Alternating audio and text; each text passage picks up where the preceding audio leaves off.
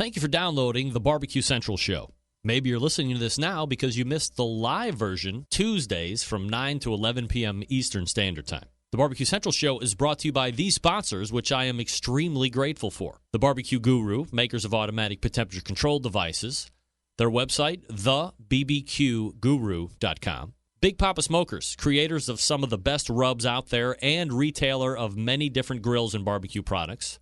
Their website, bigpapasmokers.com. Butcher's Barbecue, creators of injections, rubs, and seasonings. Their website, butchersbbq.com. Green Mountain Grills, some of the best pellet cookers out there on the market today.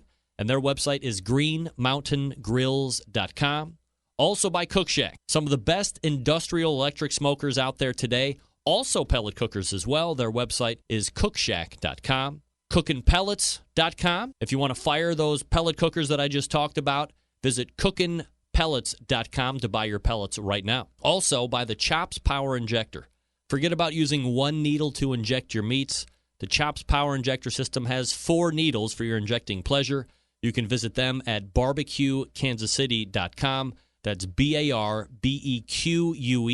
kansascity.com. And by the Sam's Club National Barbecue Tour, you can visit kcbs.us/Sam's Tour for results, to register your team, or to see where the next event will be taking place. And by Pit Barrel Cooker, one of the most unique and efficient cookers out there in the market right now. Visit their website at pitbarrelcooker.com. And by Unknown Barbecue Accessories. You can visit them at unknownbbq.com/shop. Hello, everybody. This is Gary Chuck, host of Wine Library TV, a.k.a. WLTV, and this is BBQ Central. So to get that perfect barbecue, you use wood. Are you sure it's safe? Whatever. We put the lighter fluid on, strike the match, and... Oh! Should we call the fire department? That might be a good idea.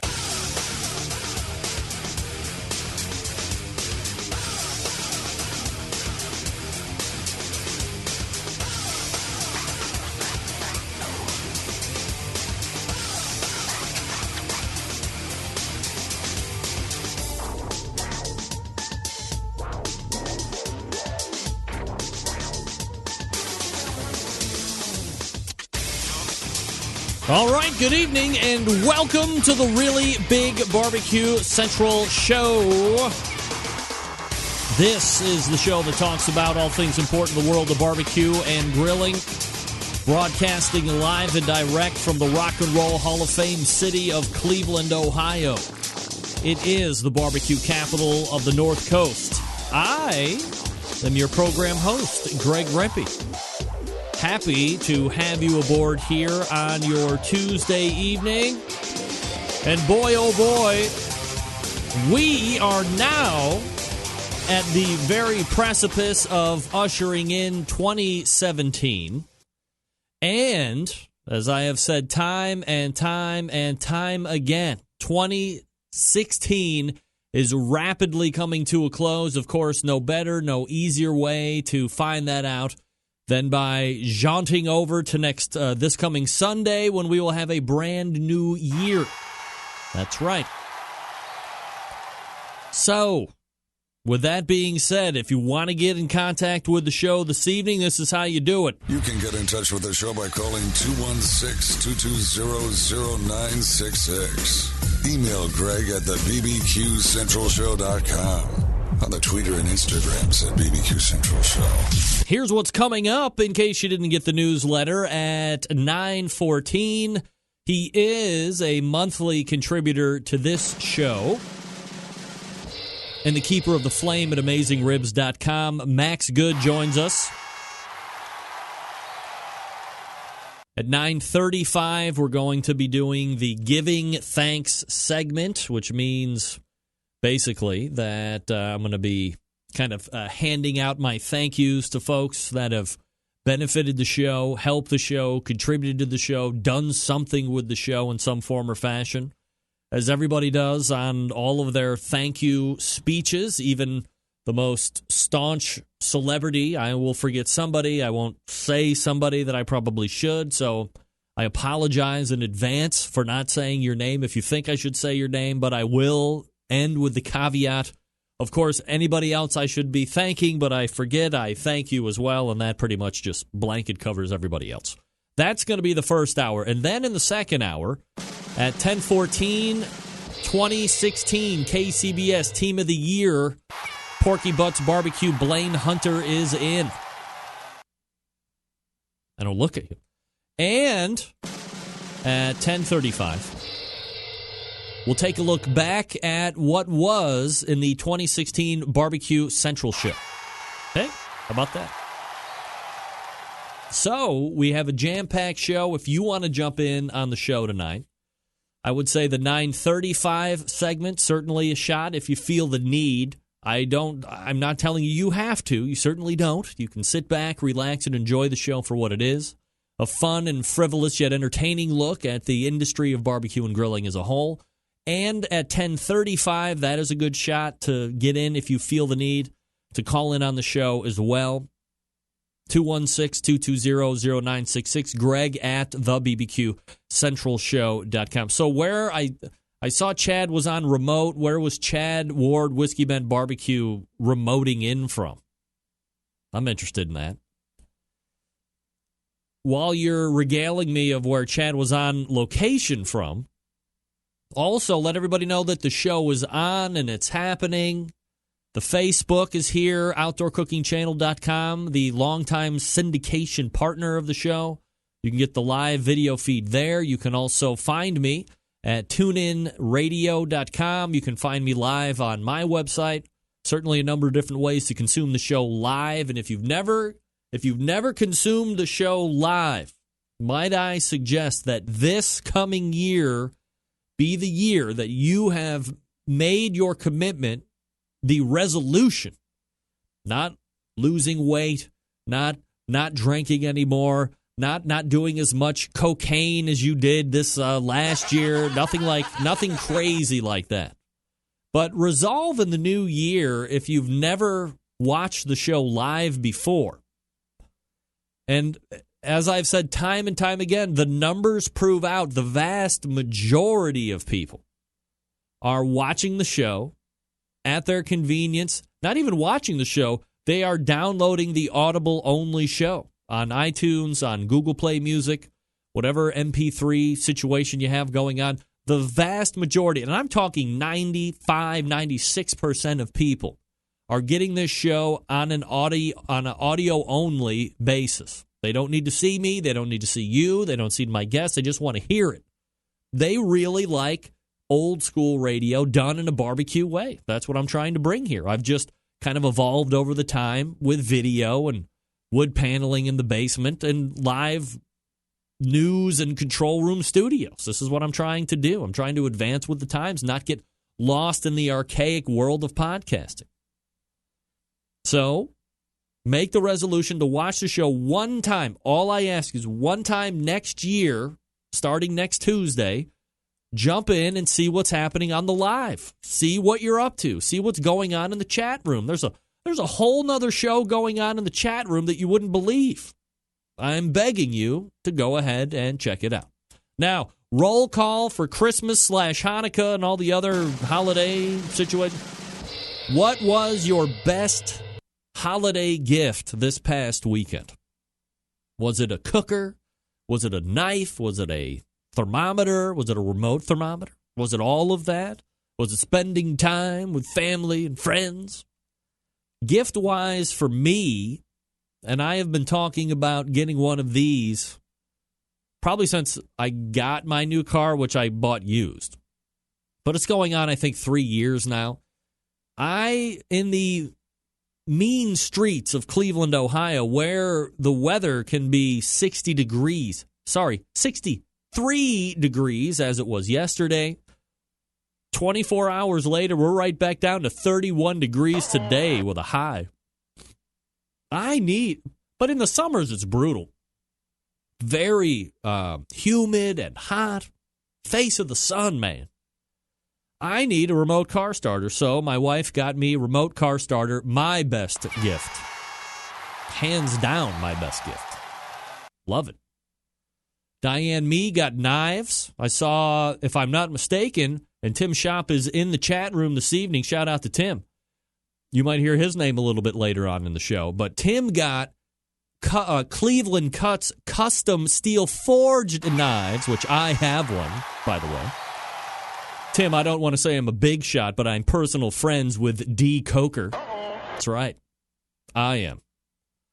Also, there was somebody else that got a Cleveland Cuts custom set of knives and a great wood block to store them in. Very nice. I think you're going to be pretty happy with those knives, Tim, with the upcoming 2017 season. Getting ready to kick off for you pretty quickly, if I'm not mistaken, right, Tim? We got frozen bones or frozen breasts or something along those lines. That's going to be coming up pretty quickly. Blake Moody, Diane, I got a new knife bag and a slicer blade. So knives look to be pretty popular this year. That's right. That was a BBQSuperstore.com gift. Doug Scheiding, kitchen shears and Cubs World Series hat. Half of that's a really good gift. Make your own conclusions on which half is a really good gift, said the host from Cleveland. So, yeah, I hope you had a great Christmas, Hanukkah, whatever you celebrate, and getting ready for, I hope, a very safe New Year's weekend coming up here shortly. Yeah, here's another one. Dr. Evil Barbecue has a knife as well. Patrick Paquette, not one barbecue-related gift for him. How about that? You know what that means, Patrick? You have enough already. Who needs it? 216-220-0966 if you want to jump in. Greg at the BBQ Central Show.com as well. If you want to jump in via the email, I'm more than happy to have you there. Dr. Evil Barbecue also had sashimi for Christmas. I've never had sashimi. Never. I think we've come to find out a lot about me on this show when it comes to my adventurous palate. It doesn't seem to be so adventurous once we take further looks. All right, folks, let me talk to you quickly about the longest-running sponsor of the show, located in Warminster, Pennsylvania. Of course, you know I'm talking about the Barbecue Guru. Gang, if you've been looking for automatic pit temperature control devices, this is the place to go. Why are you going to buy it from anyone else? They are the creators of this technology. If you're not familiar with how these little beauties work, I'm not going to get into the minutia.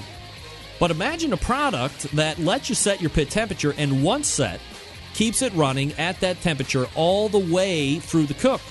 Sound too good to be true? It's not. It's real life. You can take advantage of this technology right today, especially if you didn't get any this past weekend, because maybe, just maybe, you're a busy working professional, or perhaps you're constantly on the run with kids, doing errands, and quite frankly, you just don't have the time to set around and tend pit temperatures. I get it. The Barbecue Guru allows you to throw on a pork butt, a brisket, a couple slabs of ribs, or all of it, and you can take off and do whatever it is you need to get done. The Guru maintains that pit temperature you set it at. We got a bunch of different models to choose from. Bob Trudnak will be on towards the end of next month to go over all of the new and updated products as well. Two to tell you about here: CyberQ Wi-Fi, tearing it up on the competition circuit. However, very popular with the Backyard Warriors as well, especially if you want to run multiple pits off of one unit, or maybe you want to take multiple internal temperature readings of your meat. You can hook up your smart device and check it all out right from there. You can make pit adjustments. If you're cooking too fast, you can ramp the pit down. If you need to hum it up a little bit, you can ramp it up right there from your phone or your laptop, computer, tablet, whatever. The other side of that, the Party Q, for about $130. It's a self-contained unit, runs on AA batteries, and you can put it from one cooker to the next cooker to the next. Sets in 5-degree increments. It's like the cruise control of barbecue pitdom, automatic pit temperature controlled them. Maybe that's what I should say. Do yourself a favor. Head on over to thebbqguru.com and check out their products. If you have any questions about what to order, call them directly, 800-288-GURU. They'll make sure you're outfitted with exactly what you need to get you up and running right out of the box. 800-288-GURU or thebbqguru.com. The Barbecue Guru continues to be a breakthrough in barbecue technology. Max Good coming up out of the break with a top 10 or so, or his best of 2016, let's say it like that. We're back right after this.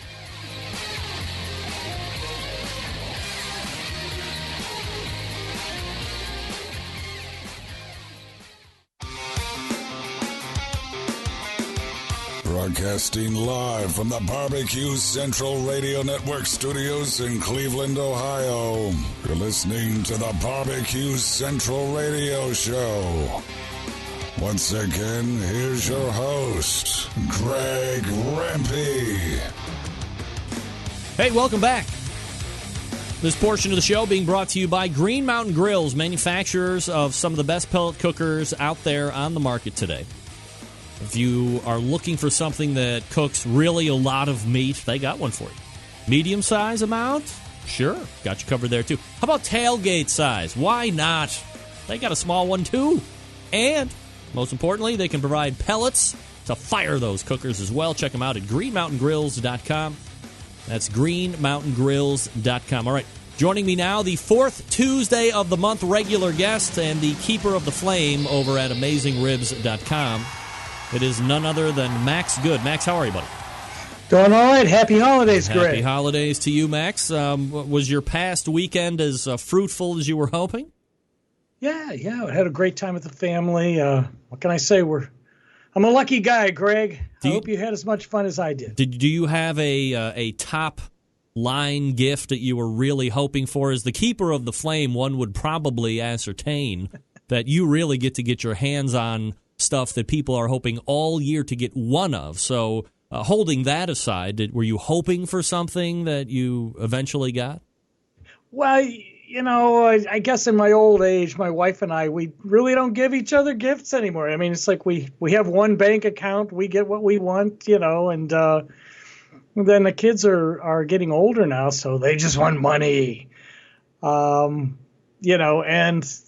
lucky me, all the manufacturers are banging my door down saying, please test this new thing we got. Yeah. Hard to complain, no doubt about it. Max Good joining me here on the show. So tonight, Max, I thought we would maybe do a little bit of a look back on what you thought was kind of best or hot or buzzing around 2016. And I think one of the things that we keep coming back to, certainly here on this show, but you still see stuff on the internet from all the way back in, I believe, March when it rolled out, was that Weber Summit Charcoal Grill.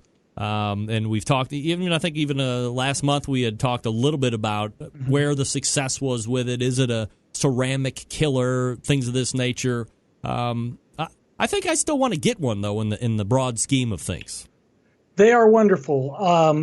I know when we last touched on them, you said, are they really trying to go after the ceramic market? Right. And I really think they are. That was one of their main plans. We get people that go, this is junk, ceramic is better, this is just metal, double-layered metal, but it's still metal, my ceramics is... I can't argue that a heavy ceramic is going to hold heat, particularly if you're in a cold environment. If you're up in Canada, it's an issue for you. But if you're only going to have one device on your deck, this thing covers a lot of bases, and it's an excellent grill in addition to being an excellent smoker. It ain't cheap, but it sure is nice. All right, so that's the Summit Charcoal Grill. And another charcoal grill that you thought was kind of worth 2016 to bring up again here at the year-end show is the Charbroil Kettleman True Infrared 22.5-inch charcoal grill. And I guess... what I thought was most interesting about this, not necessarily that somebody's trying to compete with a Weber kettle, but they were billing this as infrared. That's something you usually see on a gas grill per se, or a gas grill they're making infrared, but not necessarily on a charcoal grill. Well, I was skeptical of it at first because charcoal is infrared heat. But of course, as the heat rises up into the kettle, that becomes convection heat. And the meat that hits the the grates, it's conductive heat.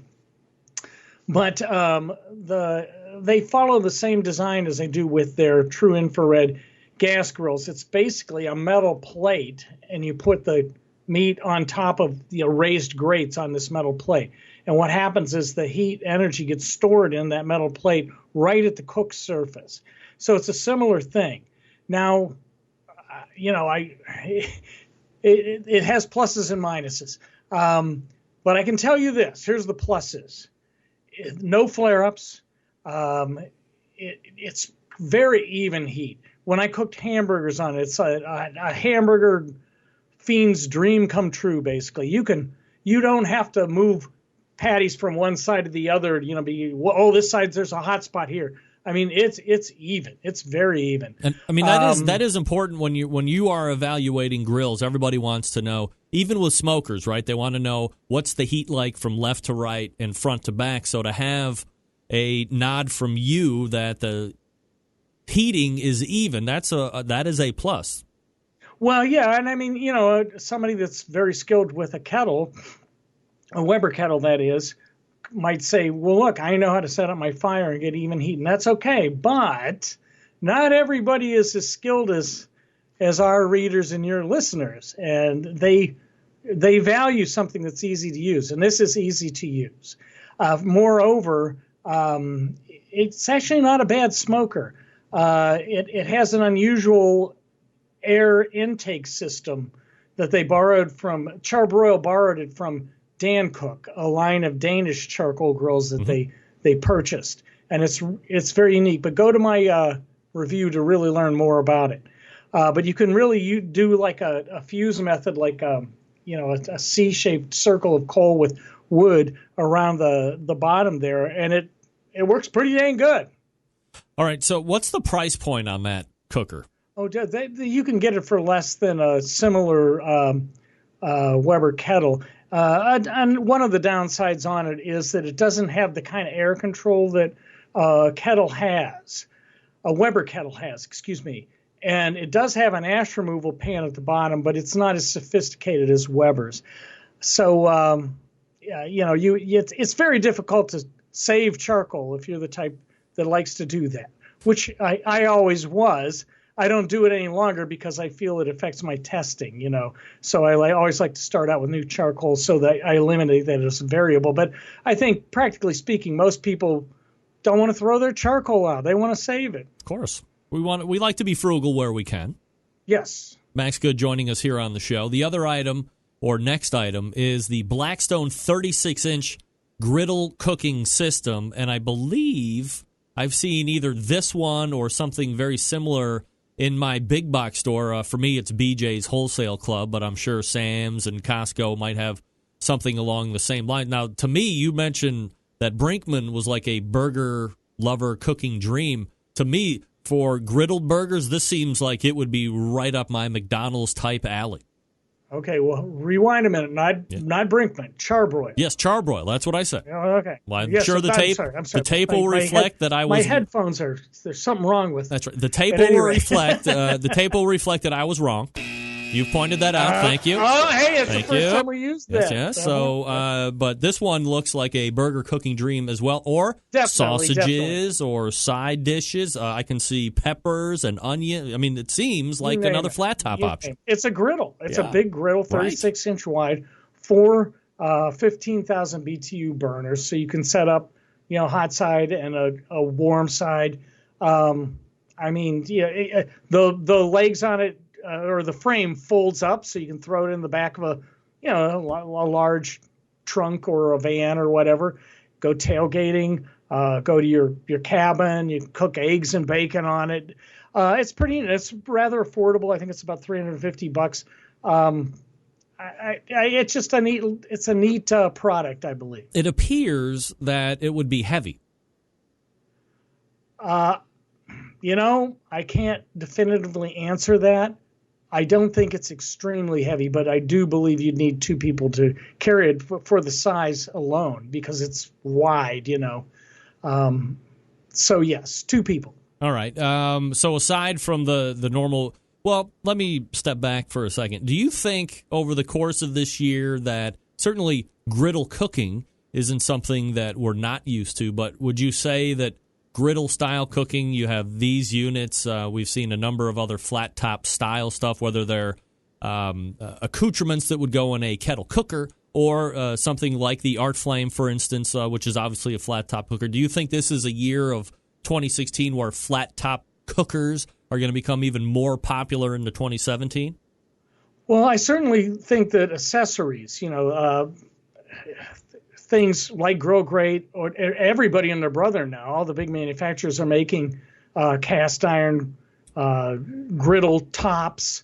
You can throw on top of your regular grates or whatever. If you want to do that type of thing. I mean, like I always use a griddle when I'm doing like salmon, because it just works so dang good. You get a nice even crust on it. Some people like using them on steaks. Obviously for vegetables and stuff like that. If you have let's say you have a Weber kettle with thin rod grates and you want to do a bunch of onions and peppers or something, you're not going to throw them on those thin grates. That's for sure. So that is something that I think has been happening. And my understanding is in Europe, it's very popular in the big cities, especially because you have people that have a small terrace or what have you. Yeah, that could be said about the U.S. too. And they have restrictions. A lot of them are electronic. You know what I mean? So somebody that wants to just grill up some sausages in England, they tell me that's all we you have a barbecue in England. Everybody shows up with sausage, and you're like, oh my God, that's what I'm going to be eating for the next week. So it's always been popular, but it's getting more popular outside. Everybody is making some type of surface of that nature for you to use with your existing equipment. All right, the next thing on the Max Goods 2016 tops list is the Kamado Joe Classic Joe. And for those that aren't familiar, Kamado Joe falls under the ceramic cooker realm. There's kind of I don't know if it's a small handful, I would say, but you have, obviously, Big Green Egg is the Kleenex of the brand. You have Kamado Joe, you have Grill Dome, you have Kamado. And then I think it kind of tapers off from there. I mean, there's that weird acorn thing that Charbroil makes, and they usually make crappy stuff. And I don't know if there's really any other items. Did Bayou Classic make one a couple years ago? Oh, they still make it. Yeah. And your Charbroil challenge this evening. That's Char Griller, Greg. Is it Charbroil that makes acorn? Oh. Hold on a second, Max. A BBQ Central Show exclusive news update. All right, ladies and gentlemen, Greg Rempe reporting from the breaking news desk in Cleveland, Ohio, where I am issuing a public apology to Charbroil tonight.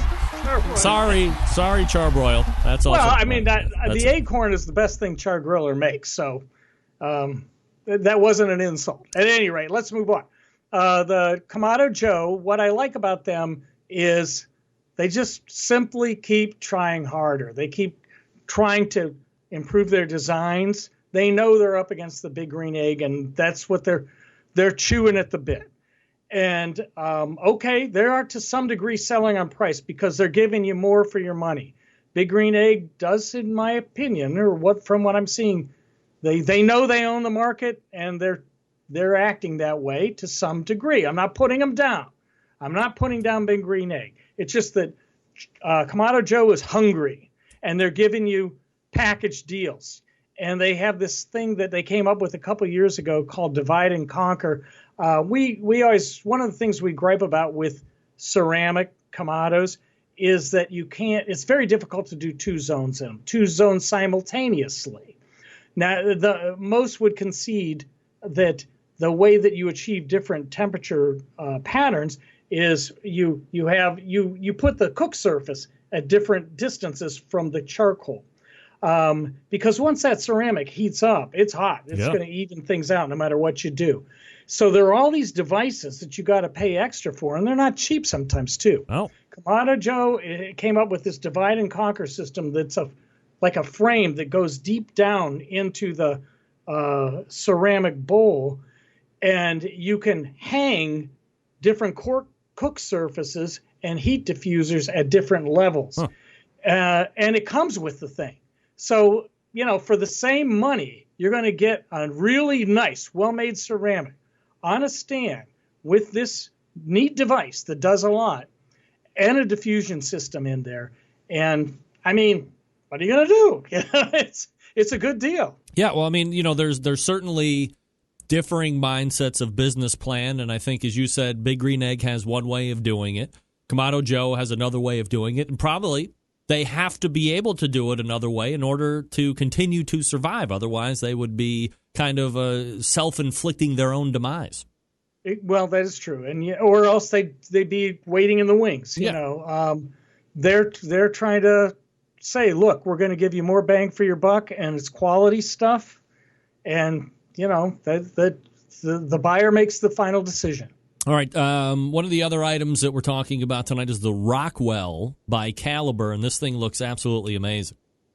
It's stunning. Yeah, stunning. Absolutely. Now, this isn't cheap. You're talking about like a luxury grill. It's about $10,000, and it has a really interesting history behind it. David Rockwell, who I didn't know who he was, he's a very famous architect worldwide. He had an idea that he wanted to create a very high-powered, beautiful gas grill for outdoor events that had a similarity to a roll-top chafing dish, if you could picture those things. Yep. We all know what chafing dishes are. Most of them, you lift the lid up. It's like a hideaway lid. It's like a gas grill. You lift the lid up and it's halfway up, but this one rolls all the way and disappears. So he went to the guys at Caliber. Now these guys are industry pros. They started out with DCS in the early days of the stainless steel outdoor kitchen days, and they make beautiful equipment all the way around. They made this gorgeous grill with Brazilian cherry wood frame, aluminum powder-coated housing, heavy, beautiful, top-quality stainless steel interior guts. And the idea is that Rockwell wanted to blend a outdoor grilling experience with what you have when you're at when you're sitting in a kitchen around a kitchen. What's the word I'm looking for? Table. The kitchen islands. Yes. So people, it has a big table surfaces on each side of it as well. So you got to picture this thing. People are grilling, they're throwing meats on, whatever. Maybe there's somebody who's the cook, whether it's you or you hired somebody or whatever, and your friends are all the way around, 360 degrees all around. Everybody's drinking and partying and having a good fun, and the thing is absolutely gorgeous. Now, it's not for everyone. $10,000, that's a nice chunk of change, Greg. Yeah, for sure. That's a lot. That's what I'm going to make tonight, right, for doing your show. That's your normal appearance fee. Absolutely. Max Good from AmazingRibs.com. I always give you a good deal on that. I know. I appreciate that. All right. The last thing we're going to talk about, because we are going to run out of time, is the American Muscle Grill. We've talked about it a little bit here on this show. There's been, there is a competing model who we've had on the show in Kalamazoo. What do you know about this grill so far? Well, it's on my deck now. I don't know that I'd say it in an odd way. It competes with Kalamazoo. It competes with Kalamazoo in the same sense that the cosmetics of it are really cool. It looks like a hot rod. They intentionally made it to look like that's why they call it the American Muscle Grill. If you Google American Muscle Grill, you're going to see people that are selling grills for Mustangs and Shelby Cobras and stuff like that. And it looks like that. And it's cool. But it sells for a lot less than a Kalamazoo. The thing that they have in common is they have the Kalamazoo has a hybrid fuel system, which is one of their claims to fame.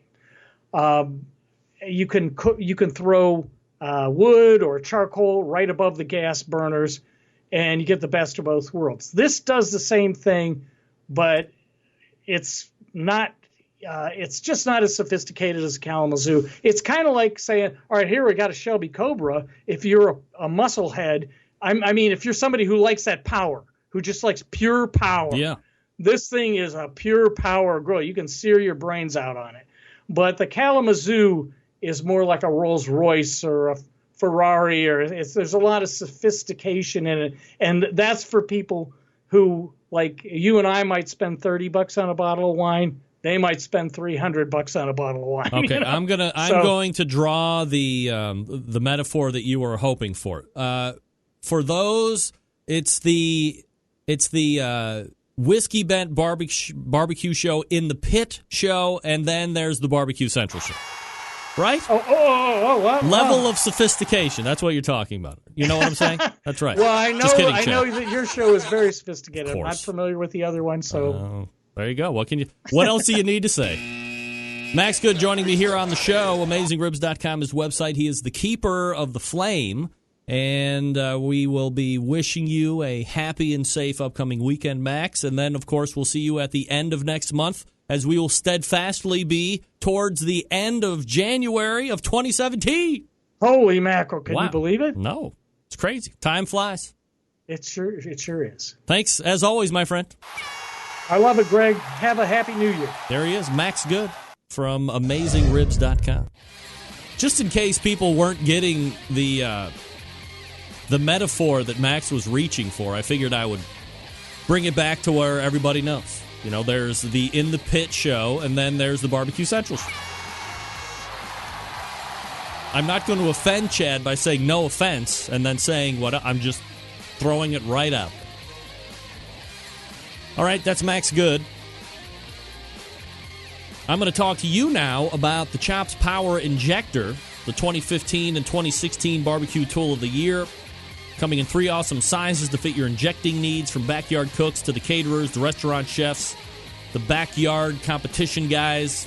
A power injector is right for you, whether you think so or not. The number one seller is the half-gallon Chops Power Injector system, designed for the competition guy or, like me, the backyard warrior.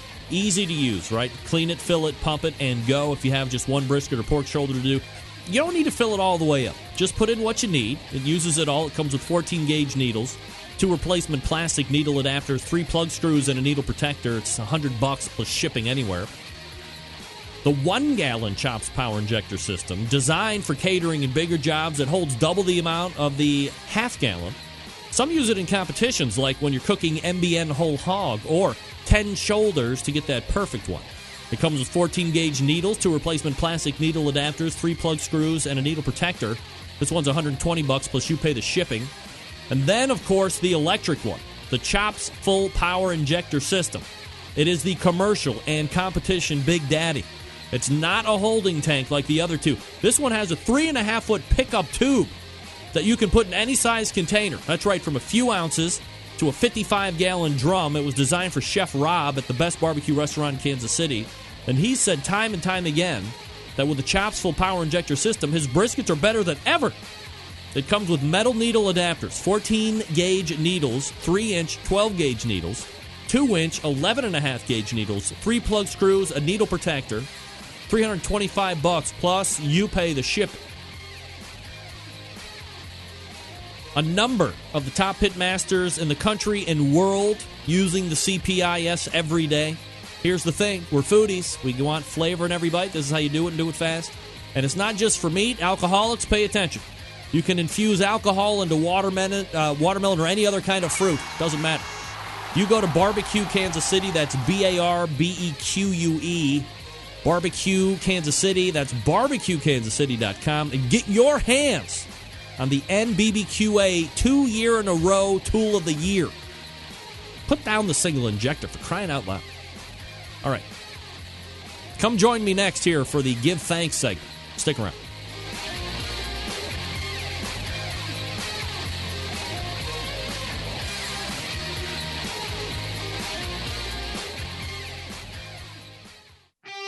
Ready to get on the air? Call 216-220-0966.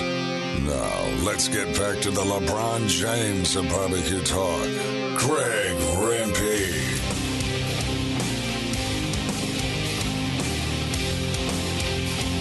Hey, welcome back. This portion of the show being brought to you by CookinPellets.com, your number one source for quality wood pellets for all of your pellet-driven cookers.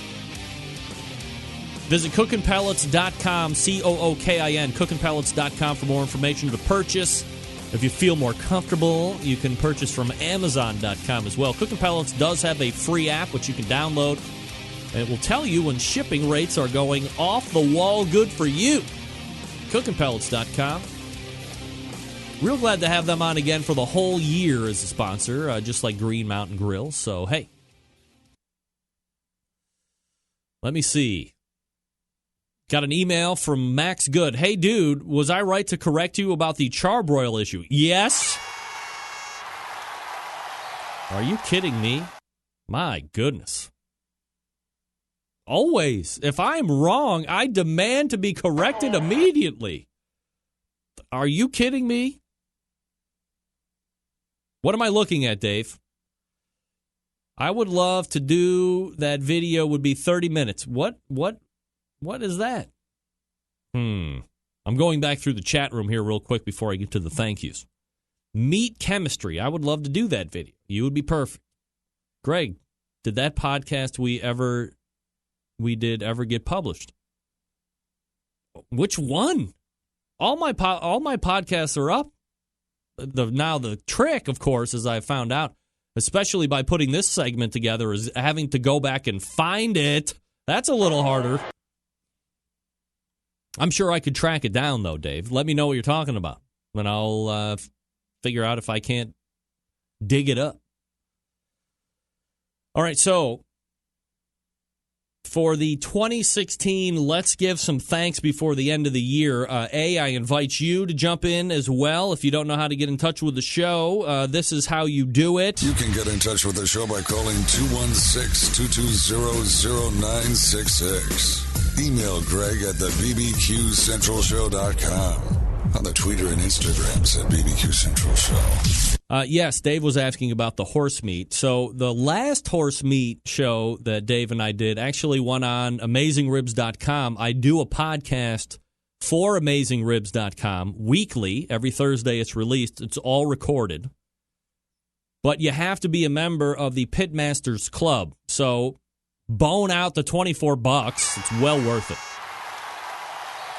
And then you can listen to a whole nother show that I do that is kind of really nothing like this show. Now, to be fair, Dave and I have talked about horse meat before on this show in the past, but we're not going to go into the whole horse meat thing again because I know some of you are becoming, between, I just got lost there and I started reading an email and I had to pull back. I know people are starting to get a little lost in me being pro-horse meat, okay? But I want to tell you something. I don't think there's any reason why Dave Bosca and myself, perhaps Kinger up in Canada, where they actively and perhaps even encouragingly eat horse meat on a regular basis, any of my French and Italian listeners, Italian listeners, all you people that eat horse meat, I think I've thought long and hard about what are going to be my platform items of 2017.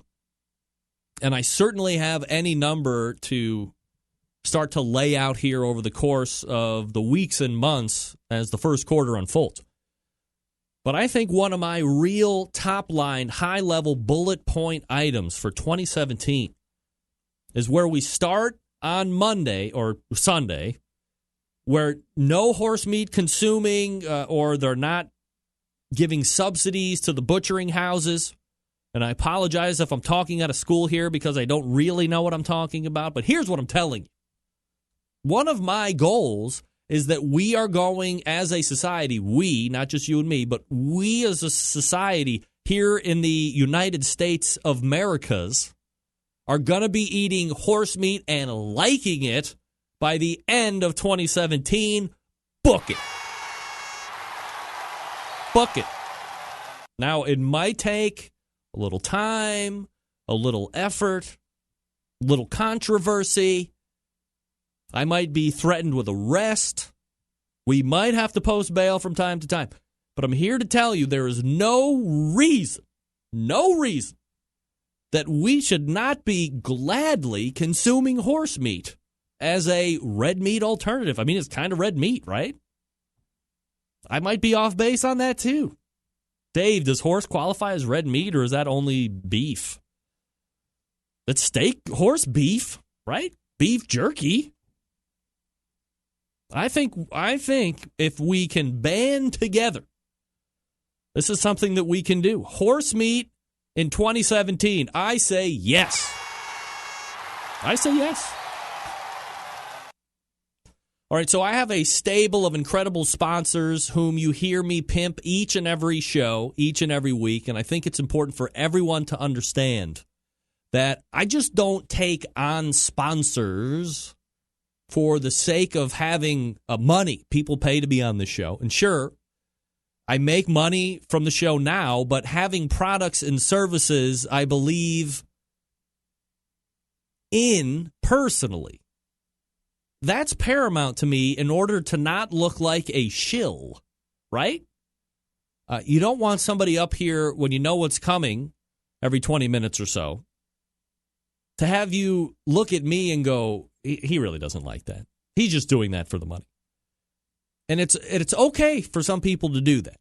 For me, not really okay to do that because I feel I owe it as a responsibility and a duty to the barbecue and grilling community to turn away people if I don't think they're really doing a service or they don't really have anything to give back to the community. And I'm not saying that everybody on the show that sponsors is really like giving back to the barbecue community per se, but I think by and large most are.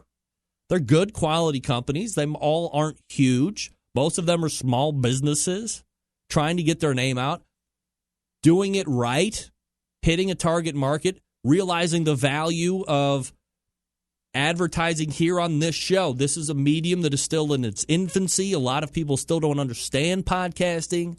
A lot of people don't understand that people that tune into this podcast, if you have a barbecue or grilling service, these people are your direct market. Anybody that's listening, people that like ballet aren't downloading the BBQ Central Show. They're just not.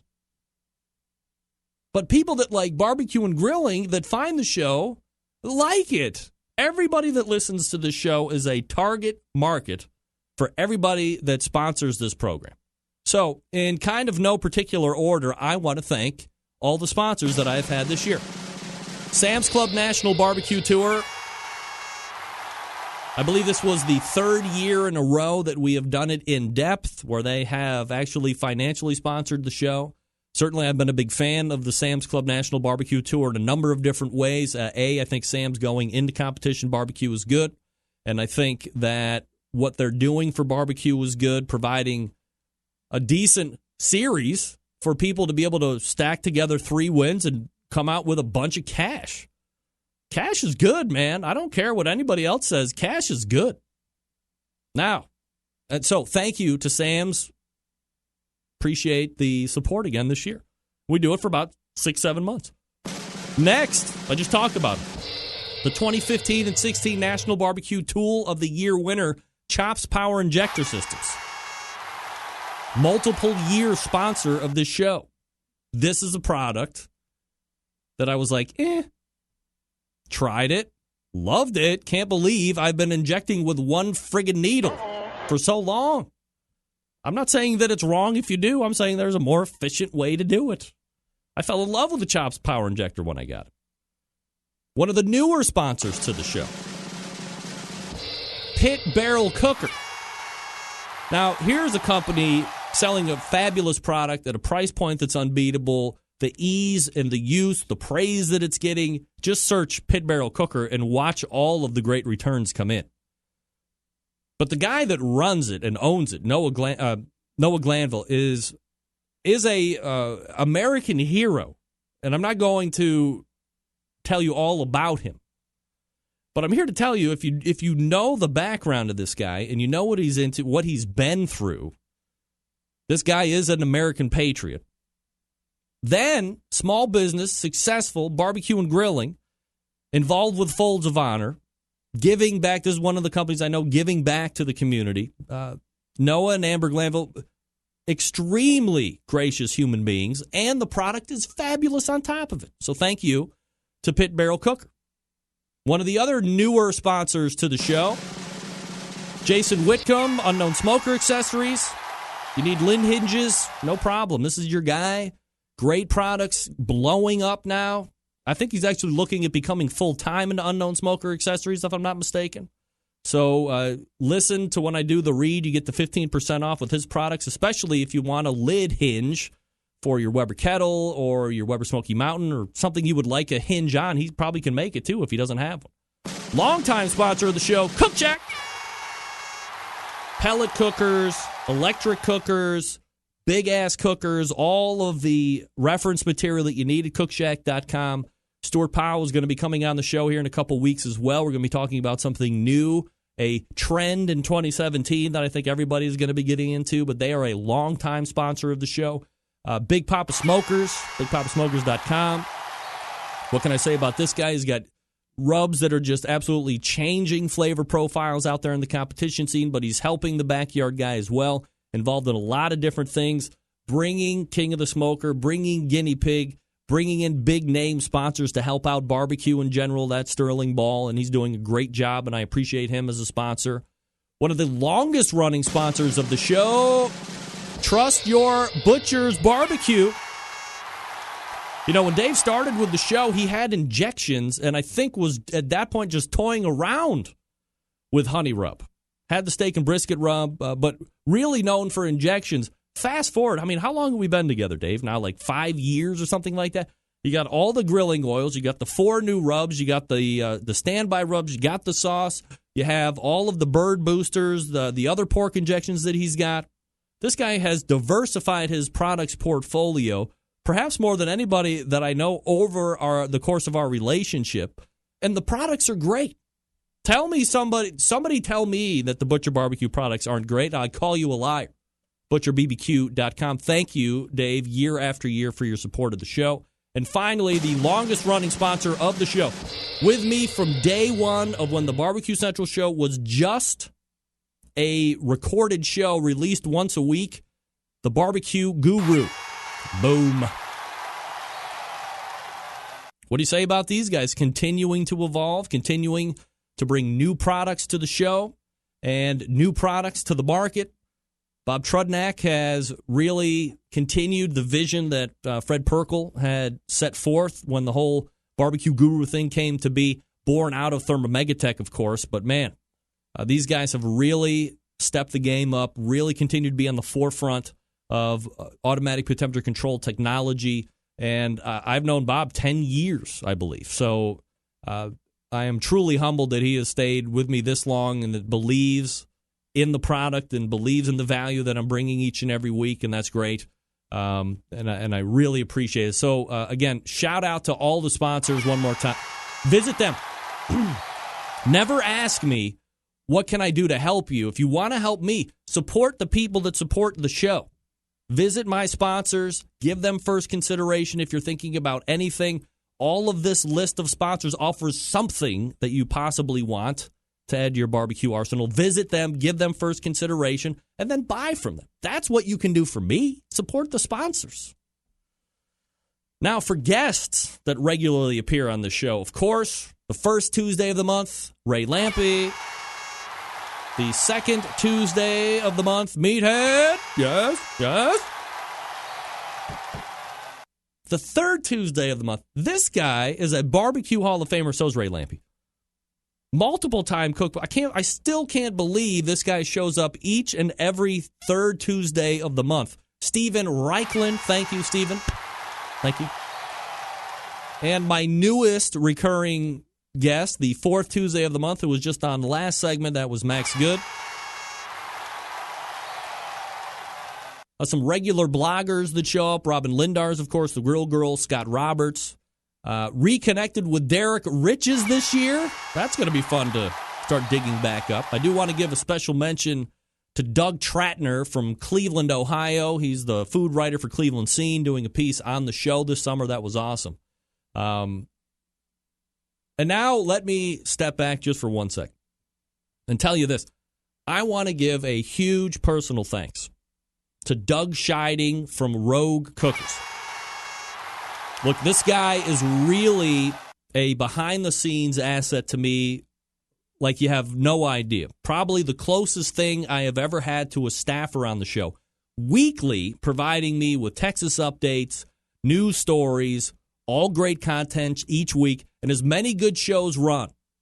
I would say that, and Doug would probably agree with this, a lot of the stuff that he sends me isn't aired here on this show or it's used in other non-show formats. And each week, I can count on an email from Doug without fail. He gets it.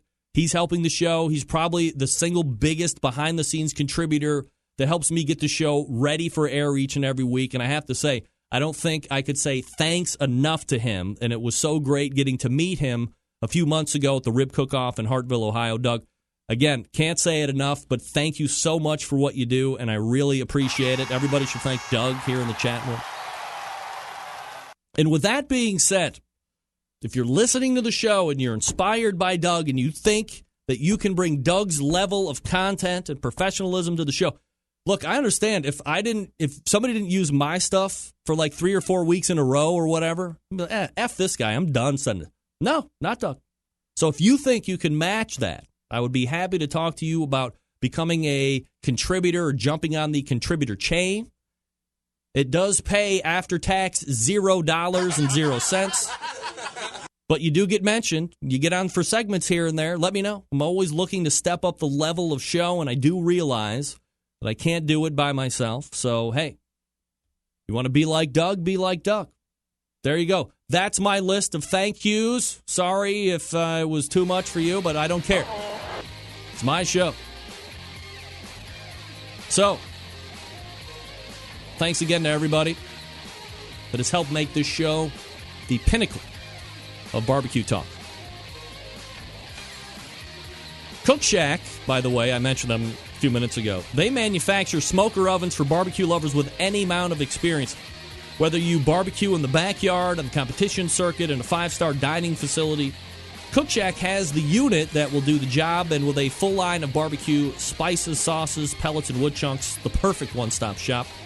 Cook Shack strives to be your barbecue resource center by offering cooking classes, online recipes, how-to videos, 2 blogs, Smoke and Grilling 101s, and a video cooking classroom. Check out their website at cookshack.com or follow them on Instagram, Facebook, YouTube, Twitter, Pinterest, and Google+. Get advice or share your passion for barbecue on their world-class barbecue forum. That's what they do. Cook Shack pellet-fired smokers are the choice of champions because they were designed by a champion, Ed Fast Eddie Morin. The FEC 100, the PG 1000, always customer favorites. The PG 1000 can double as a smoker and a grill. Low and slow or hot and fast, the pellet grill line gives you the most for your money. Cook Shack residential electric smokers are the #1 smoker in the industry. High quality means high durability and versatility. Anything you can cook in your oven, you can make in a Cook Shack. Passion and dedication drives Cook Shack's manufacturing, with quality always being at the forefront. Get the best in barbecue since 1962. Call them 800-423-0698. That's 800-423-0698, or visit cookshack.com. And I thank them for their continued support of the show as well. All right, we're back to wrap up the first hour. Stick around. We'll be right back.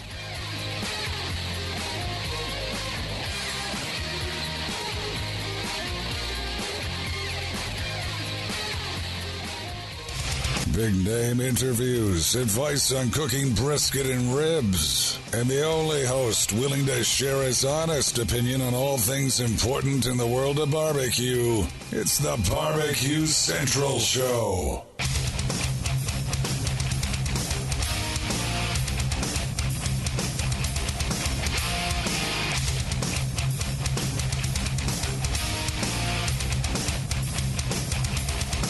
Hey, welcome back. 216-220-0966.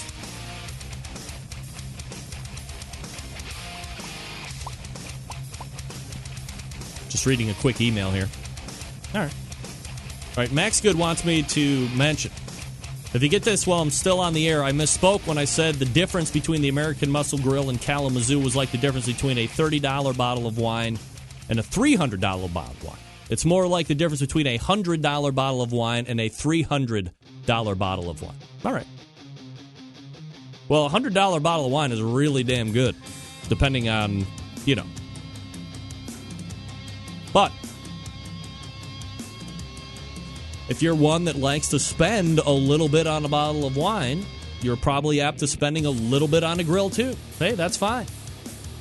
If you have as Ferris Bueller once said about driving the Ferrari GT California, if you have the means, I highly recommend picking one up. Driving it is so choice. Mint? That's one of my favorite movies, by the way. All right, we're going to step away and reload here for the second hour. Coming up in the second hour, I got some takes right off the top. I have a story you might not even believe. I still can't believe it, and I read it. I don't believe everything I read on the internet, but I really want to believe this. Blane Hunter from Porky Butts BBQ will also be joining me in the next hour. And then we'll do a Best of BBQ Central Show 2016 to wrap the show. You may or may not see appearances from my parents calling in on the phone, or my mom. Dan from Wachula may make an appearance. Other fun stuff. We'll see. All right, you're listening and watching the BBQ Central Show right here on the BBQ Central Networks. We are broadcasting live from Cleveland. Stick around. We'll be right back.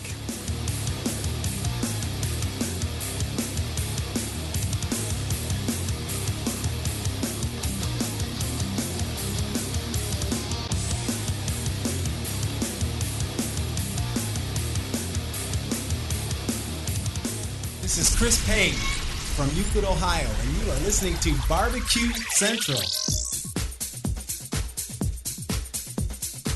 Happy to have you aboard here for the really big barbecue show. We cook because we have to, and we grill because we want to. Hit me! Fine, how you doing? You have a great show. I'm a big fan. Boing. So what seems to be the problem here? This man looks like he's dead, and he's in the crackle. Charbono! It's all about the Charbono, dude! Succulent fish. What? He ate 2 feet or wiener. So listen, Lavernius, shake your face. I'm shaking like a dog shit peach seeds. We have top men working on it right now. Top men. All right. We've made it into the second hour, ladies and gentlemen. Success! When I was making reference to bottles of wine and how much the Kalamazoo grill would cost and how much the AMG costs, Max corrected himself on how much bottles of wine would be. Doug Durda weighs in on the instant chat. Wine comes in something other than a box? No. Does it? If you tell me wine comes in a keg, man, it's over. I'm going to be excited. I'll be excited. This show is the BBQ Central Show, by the way. Thank you. We run around here every Tuesday talking about barbecue and grilling stuff as the industry whole. We also get into the weeds on stuff. And it happens right here in the barbecue capital of the North Coast, Cleveland, Ohio. And if you want to get in contact with the show, let me help you out. You can get in touch with the show by calling 216-220-0966. Email Greg at the BBQCentralShow.com. On the Twitter and Instagrams at BBQ Central Show. Is there any way I can buy his voice? Oh, my God. That people say, how do you get into voice-overing? Not, they don't ask me that, but, you know, in general, when you start having discussions, like, how do you do? If you want to get into voice imaging, regional, local, national level stuff, movies, that stuff, that guy, you got to have that guy's voice. I'm working on him to come on to do a very short segment about voiceover work. I find it fascinating myself, just having all the equipment and whatnot, but not having that voice. If I had this voice, I would walk around all day and literally just say this. Cleveland. Of course I would. I would never say anything. This would be the Cleveland show. Like, I can't even do it. His voice is so distinct, you can't even copy it. I love it. I love it. And he's like real big deal of the voice guys. He's a Clear Channel. They own like all of the radio stations across the country. He's their voice guy. That's Clear Channel's voice guy that did the contact info for my show. He's also the voice guy for Westwood One, NCAA, and NFL football. That guy. P.S. on his last email, keep me in mind for other work. No shit. Yeah, I'm going to keep you in mind for other work. Still to come on the show tonight, as I had mentioned before, Blane Hunter, Porky Butts BBQ. Quick look back on the 2016 season, which reigns him as KCBS Team of the Year. And how about a look ahead to the 2017 season? How about that? How about we talk quickly about what KansasCity.com sees as food trends to watch for in 2017? Sounds good to me. Here's number one. Fat is back. Fat. That's right. Remember when lard was considered a dirty word? No. The pendulum has swung. Walk the aisles of health food emporiums such as Whole Foods, and non-hydrogenated fats in jars are displayed at eye level. Take your pick. There's pig lard, duck fat, beef, tallow, and more. Isn't it pig tallow too, or can tallow only be beef? Dave, answer that. The Mason jar by Epic and Fatworks are handy and pricey. Watch for classes teaching how to render your own fat. Wow. Render your own. I think Dave McKeska has how he does his beef tallow. He does beef tallow, I think. The guy with the sausages down in Texas. Here's another trend to watch for. Fish to table makes splash in the Midwest. Kansas City is undeniably a beef town. Pork has made strong inroads too, but the landlocked Midwest is not a place where you would immediately think about as a source of fresh fish and seafood. Jack's Fish House works with Monterey Bay Aquarium to source sustainably, and so does Chef Falcon of Chacos, Pecadeos y Maricos in Kansas City, Kansas. And another location soon to open. Then there's KC Shrimp Company, which began selling Pacific whitewater saltwater shrimp grown in Oak Grove earlier this year. How about that? Pork is lard. Manteca. All right. Thank you. Cleveland wins again Sunday. I heard this voice then. Yeah. Ugh. I'm not even talking about that. Here's another trend. Farm to bedroom service. James Beard award-winning chef Marcus Samuelson of Red Rooster in Harlem announced he was moving into farm to bed territory. Think of it as an upscale room service. It's not really a new idea. His Red Rooster cookbook, it's an exception. It's an expectation that diners increasingly are demanding upscale food wherever and whenever they want it. Samuelson's new venture kicks off at MGM National Harbor, a luxury hotel in Maryland just outside Washington, D.C., and includes climate-controlled carts that make it easier to deliver hot, fresh food to guests in their own rooms. Wow. Make way for mead. This is another trend. Mead. You ever heard of mead? I heard about it 2 or 3 months ago. I thought the guy was completely off of his rocker. Looks like I'm wrong again. Make way for mead. This wine made from fermented honey has been around since the days of the Vikings. More recently, it's been popularized on the hit series Game of Thrones, but several local wineries, including Pirtles and West and local in Kansas, of course, have found a renewed interest in mead. Watch for Caw Point Meadery, expected to open in 2017, and a member of the American Mead Makers Association, according to the company's website.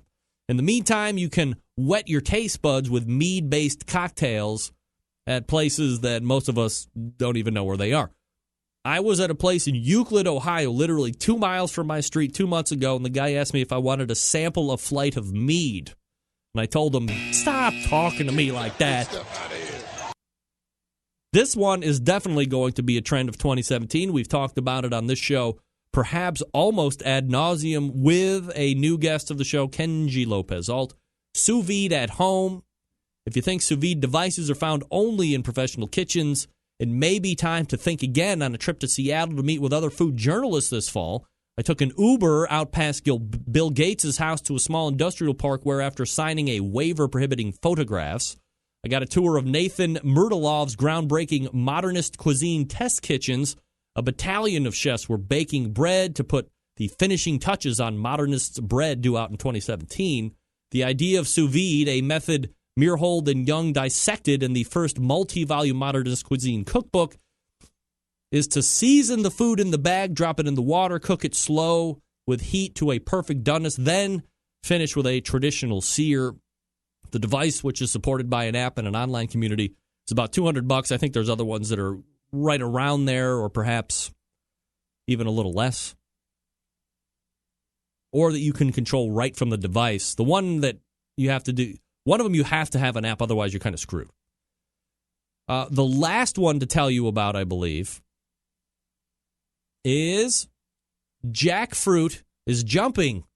What's jackfruit? I don't know. Americans are eating less meat, and Baum and Whiteman report one vegan company has a plant-based burger that appears to bleed. So is jackfruit, a spiny, green, sticky tropical fruit. Is that the new tofu? It's certainly been a game changer for chefs around Kansas City, and perhaps cities around yours as well. From Thud, a traditional vegan restaurant, to Westport's Char Bar, a meat lover's emporium, both have jackfruit barbecue on the menu. With the texture of pulled pork, chicken, or even crabs, jackfruit might be an all-around meat substitute. One trend reporter has named it to its watch list for 2017 on the highest levels. Let's all mark down jackfruit. Could be the 5th meat event, or non-meat, at KCBS this year. You have pork butt, ribs, shoulder brisket, and jackfruit. Could you garnish jackfruit with its own jackfruit garnish? That seems like it might be a little weird. According to KansasCity.com, that's your 2017 food trends to watch for. Jackfruit. You don't know jackfruit. Hey, you don't know jackfruit, baby. You can't talk to me about that. All right, folks, if you didn't know already, Big Papa Smokers, the one-stop online shop for anyone interested in barbecue, featuring a comprehensive selection of all-American-made grills, spices, sauces, accessories, even a kit that gives you everything you need to make a world-class smoker out of a 55-gallon drum. Big Papa Smokers has made a name for itself by an award-winning line of championship rubs that have won almost every major barbecue title. They've also banded together with fellow California-based rub company Simply Marvelous Barbecue to form what has now become known as the West Coast Offense. Defying conventional wisdom, these two California-based rub makers have cornered the market on competitive barbecue and begun to redefine the flavor profiles that competitive cooks from across the country have begun to aim for.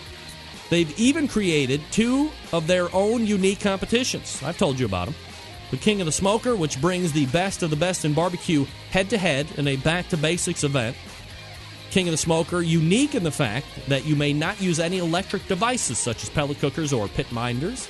Contestants just allowed to use charcoal wood and their wits to win one of the most high-stakes barbecue events around. The other one is called the Guinea Pig, a cost-controlled event that helps bring in newcomers to competitive barbecue. It also features prize distribution all the way down to 10th place in each category, which helps provide incentive to get new competitors into the barbecue world and keep the vets in. On top of all that, Big Papa created a unique brand ambassador program called the BPS Elite Team, featuring 15 of the best competition teams in the country working together to promote camaraderie, competition barbecue, and to benefit children's charities across the U.S. Keep in mind, Big Papa has been able to do all this with only 6 years being in the biz, roughly, turning the competition barbecue world on its head, creating their own unique competitions, becoming a staple of a nationwide restaurant chain and BJ's Restaurant and Brew House, and benefiting children's charities across the U.S. It's just the beginning for Big Papa Smokers, and that's BigPapaSmokers.com. That's BigPapaSmokers.com. All right, we are back with Blane Hunter from Porky Butts BBQ to talk about winning the title of KCBS Team of the Year this year. That and more right after this. Stick around.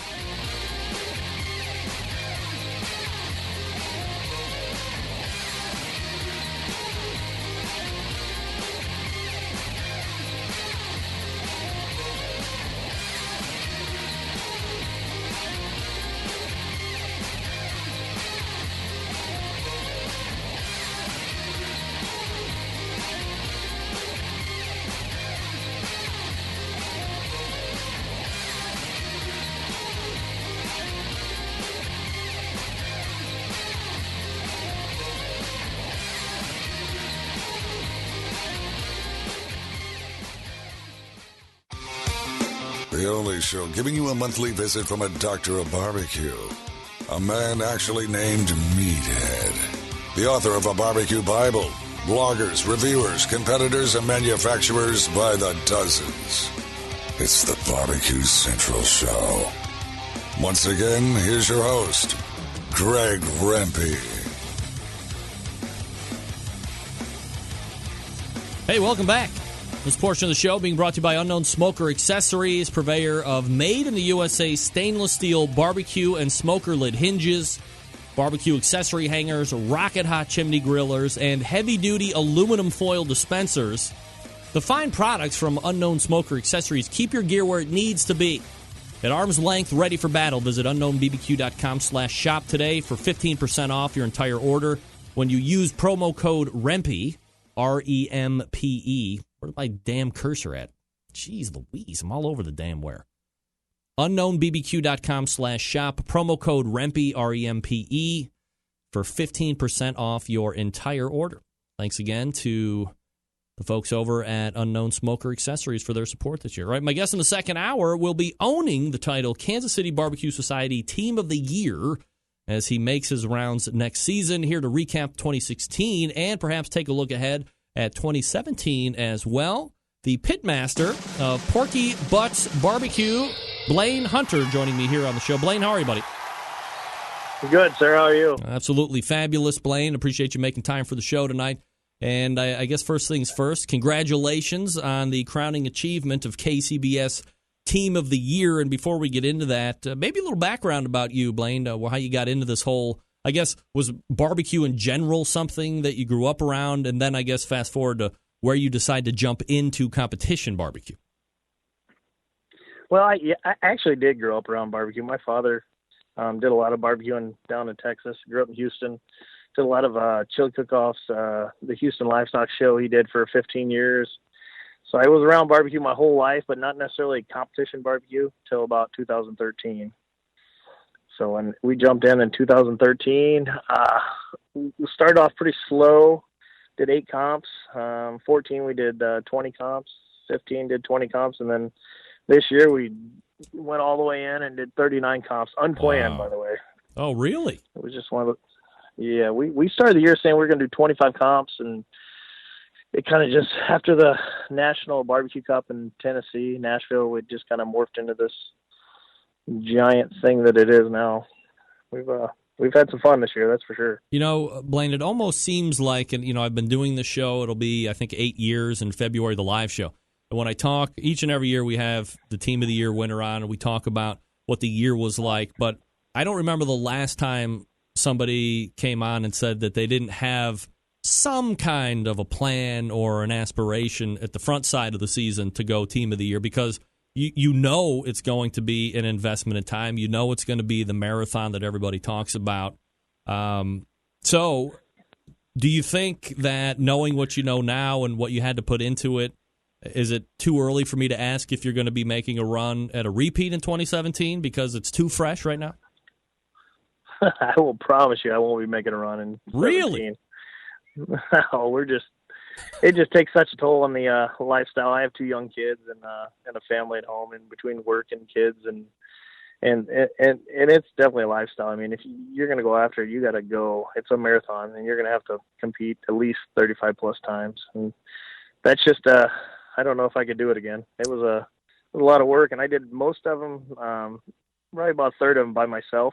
Wow. And that really takes a toll on the old body. And it's not necessarily the comp, because, I mean, once you get to the comp, the drilling gets going and you start cooking and you get in the groove, you don't mind. It's just traveling. The traveling and the time you got to put into, taking off and getting home and cleaning up. That's the hardest part, I think.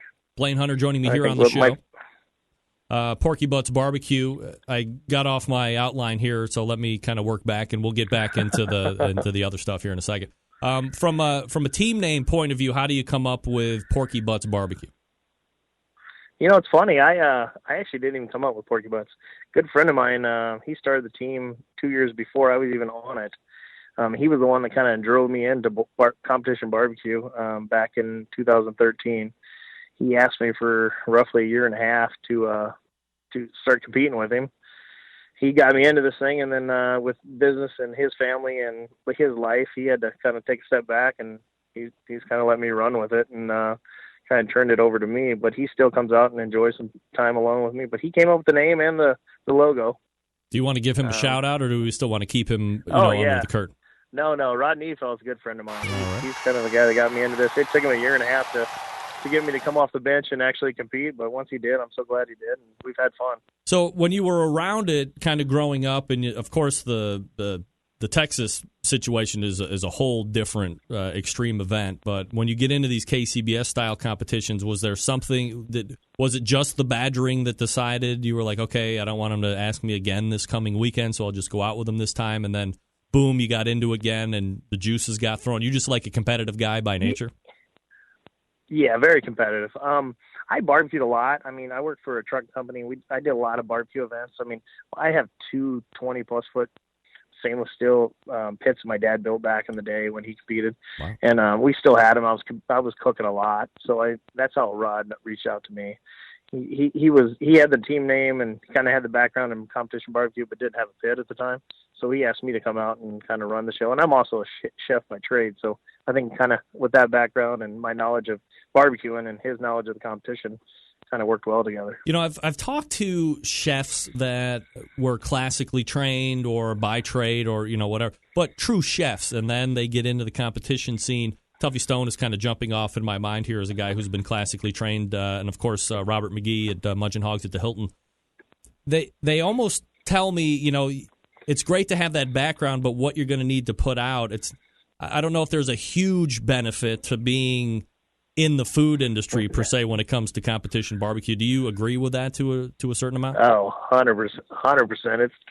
It's two different animals. I mean, I think the only thing it really teaches you, time management, I think, is the biggest thing that helps you being a chef. But other than that, I think it's just basically redneck cooking. We're just going out there and starting a fire, running a clean fire, and cooking some meat. It's nothing like cooking in a restaurant. But I think the time management thing kind of, plays in both sides. But other than that, it's two different animals. When you started in 2013 versus how this season went for you, we're only talking 3 years, but certainly there can be huge evolutions from one season to the next, or a hot new trend or whatever. When you look back to what you were doing then to what you're doing this season, is there a lot of the same? Is there some of the same? How does that fall out? Yeah, a lot of the same. The two biggest things I changed this year was my chicken and pork, and I had some help. That was those were the two that killed me the most. But for the most part, my ribs and brisket have been the same since day one. My rib recipe is the exact same rib recipe I started day one with. I've cooked it year in and year out, and the first year we didn't have much success with, and this year we're team of the year in ribs. And I think a lot of that has to do with I started using the Smithfield products, and it really, really helped me. And then just knowing the doneness. I think just learning how to properly run a fire and properly knowing the doneness. Just consistently turning in good barbecue every week is the most important thing. I think people put too much into the rubs and the sauces and the finishing dust and the box and everything, and they just don't put enough into actually running a perfect fire and cooking the meat perfectly. I think that's the most important thing. One of the guy that finished right behind you this year, Darren Worth, has said on this show time and time again, people get so caught up with flavor profiles. He kind of hates that term, flavor profiles, and all this other stuff. It's a tenderness game, and if you don't know how to cook it right, it doesn't matter what flavor you're going to be putting on it because it's not going to meet the judge's expectation anyway. It's 100% right, and I got most of that from him. I mean, he's been. I bought his old pit and trailer, and he's been a big influence on me in barbecue, and just kind of we modeled ourselves after him, and it's worked up to this point. All right, so as we look back over the course of 2016, we got a couple days left here before the new year turns. From a high level, and knowing the grind that you eventually had to go through to get here, but getting the title of KCBS Team of the Year, what does that mean to you personally? What does that mean to the team, the family, and everybody kind of associated with you? You know, I mean, it sounds good on paper, but at the end of the day, I'm still taking the trash out every morning. But no, I mean, I try to use it at home, but it doesn't work too well. But no, it meant a lot. I mean, just, the overall grind throughout the year and just getting through it has been, I mean, it's hard. I mean, don't get me wrong. What Travis does every year and what Darren does and those guys that are doing, and Sterling, guys that are doing those 30-plus comps, it's unbelievable. I don't know how they get through the year in and year out. I mean, I don't know if I could do it again. And I'm relatively young compared to the old man and Darren Worth. But it's been fun. I mean, definitely something I'll have forever, but it's definitely something I don't know if I want to chase again because it's a lot of work. I just want to go out there, have fun, and cook some barbecue. Blane Hunter joining me here on the show, 2016 KCBS Team of the Year.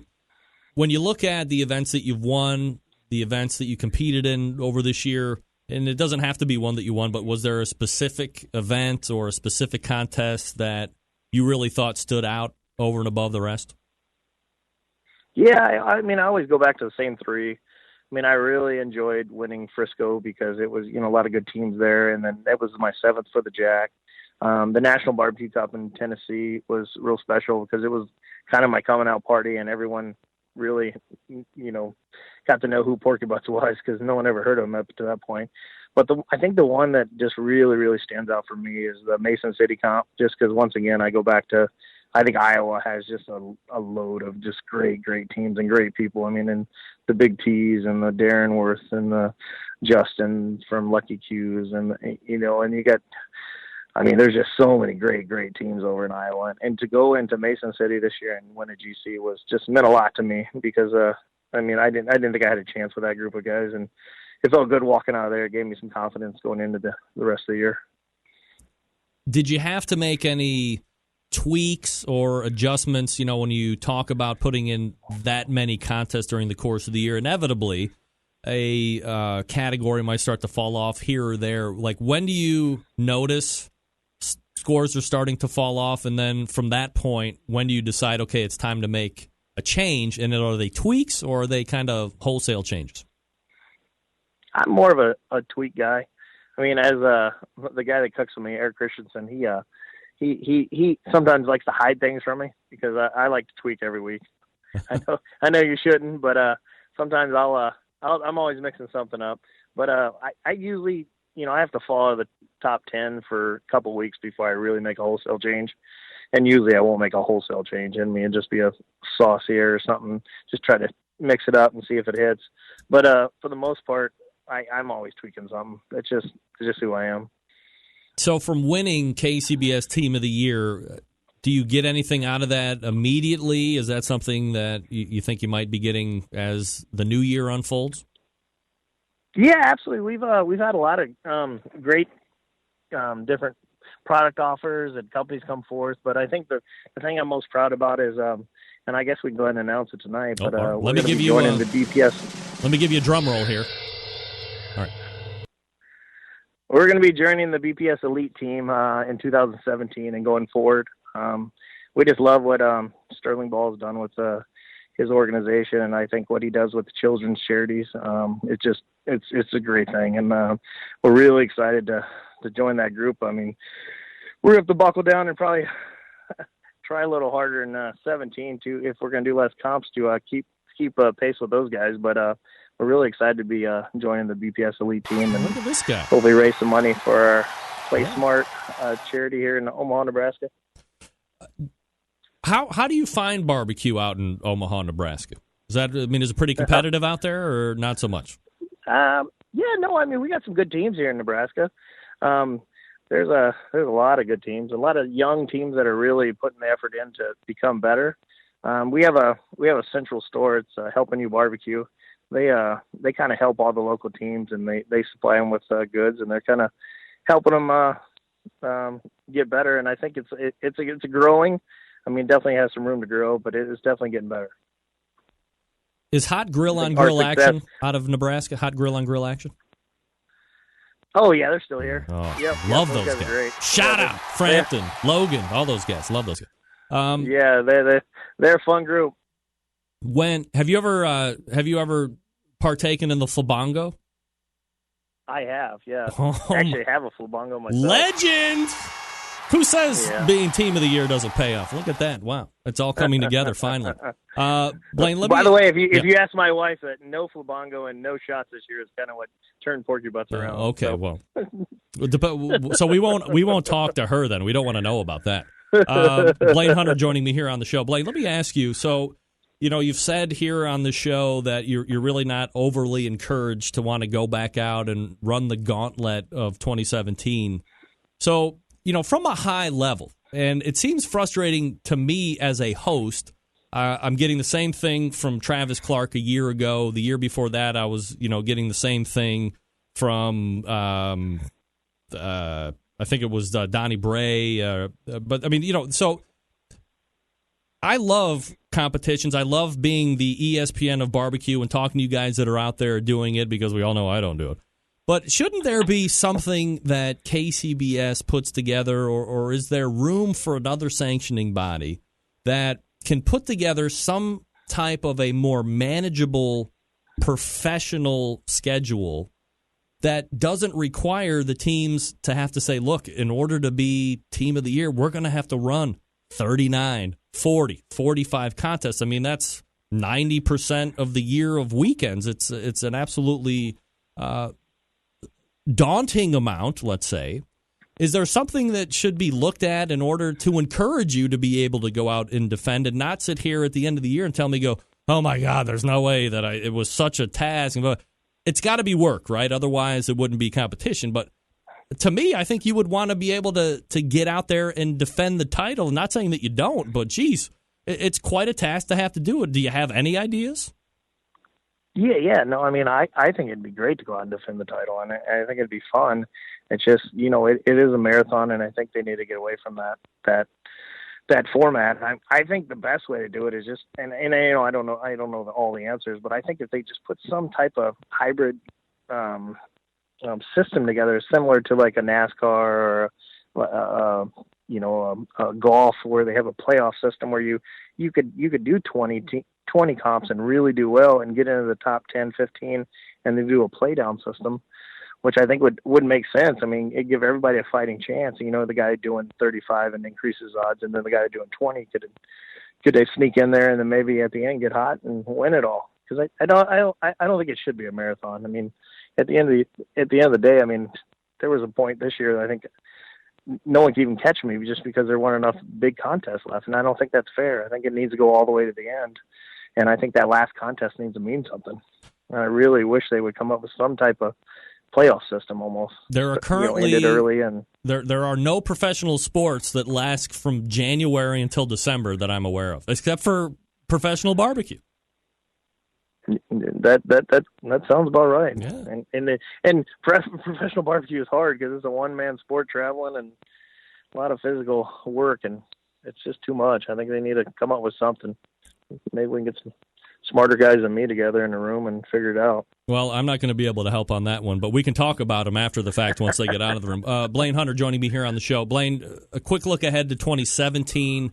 Have you game planned like a number of contests or where you want to start out at least next year?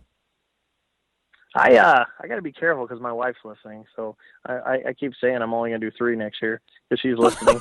Now I haven't really put pen to paper. I really want to get into the stock show. I waited till the last minute and it filled up and I can't get into it now. And I'm hoping some people might back out, and I'm on the wait list. But at this point, we're looking at hopefully getting into Lakeland I mean, that'd be ideal for us. And then going forward, I have no idea, honestly. I think we're going to start hitting it hard like middle April and go from there. But I'd like to do, I mean, if I did 20, 25 this year, I'd be happy. I mean, if something happened and we started getting hot, maybe we would do a few more or do a few less. But I'm not going to say I'm going to chase it again. He is. But we are going to try and do as many as we can to get into the King of the Smoker, because I really enjoyed that. There you go. He is Blane Hunter, the pitmaster of Porky Butts BBQ and your 2016 Kansas City Barbecue Society's Team of the Year. Blane, really enjoyed the time tonight, man. Thanks so much for coming on. Yeah, thank you for having me. You got it. There he is, Blane Hunter, Porky Butts BBQ. And as he broke news here on this show, a new BPS Elite Team member as well. So obviously, at least in the eyes of Sterling Ball, doing something well out there in the barbecue community, and is now going to be able to win some money for his charity out there in Nebraska as well. So congratulations. Big news for Blane Hunter. Porky Butts BBQ, Team of the Year. Hey, the Pit Barrel Cooker, folks, is a sponsor of this show, and we thank them. If you're looking at pulling the trigger on a new cooker, it can be nerve-wracking sometimes. Temperature control, fire management, what woods to buy, who needs the hassle. But I strongly suggest a Pit Barrel Cooker. The versatility, folks, is all thanks to a revolutionary design that goes beyond traditional convection. Their hook and hang method places the food in the center of the heat, so it's acting like a stationary rotisserie. The result, great tasting, perfectly cooked meat each and every time. In the industry, we call it consistency. Of course, all barbecue folks love cooking accessories, right? The Pit Barrel doesn't disappoint here either. From rubs to the unique removable ash pan, the pit grips, the turkey hangers, the hinged grill grates, the new koozies, the new coffee mug, the new chimney starter built specifically, yes, for the Pit Barrel Cooker. They listen to the customers. They write in, hey, how about this? Hey, how about this? All of a sudden, boom. What's going to work? What's going to be good? What's the quality going to be like? Yeah, that's a winner. We're going to introduce that to the products portfolio. That's what they do. They listen. Not a big company here that just, I want to hear. Listen to the customers and then providing for those customers' wants and needs. Filling the need.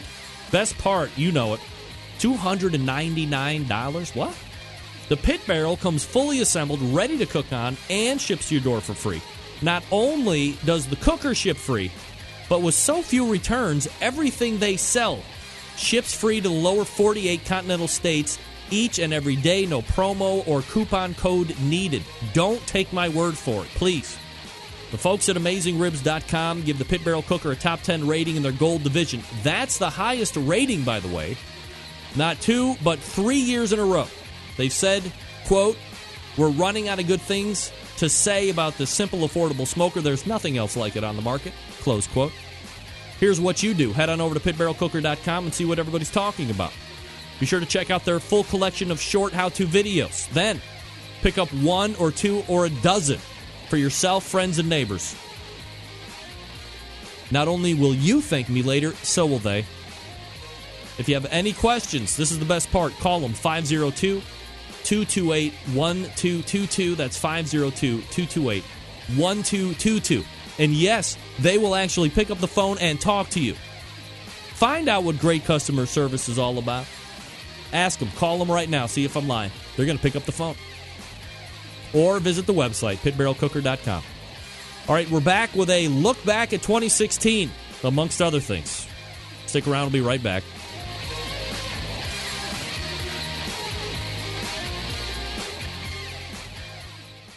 Continuing to produce incredibly mediocre content in an exceptionally professional way.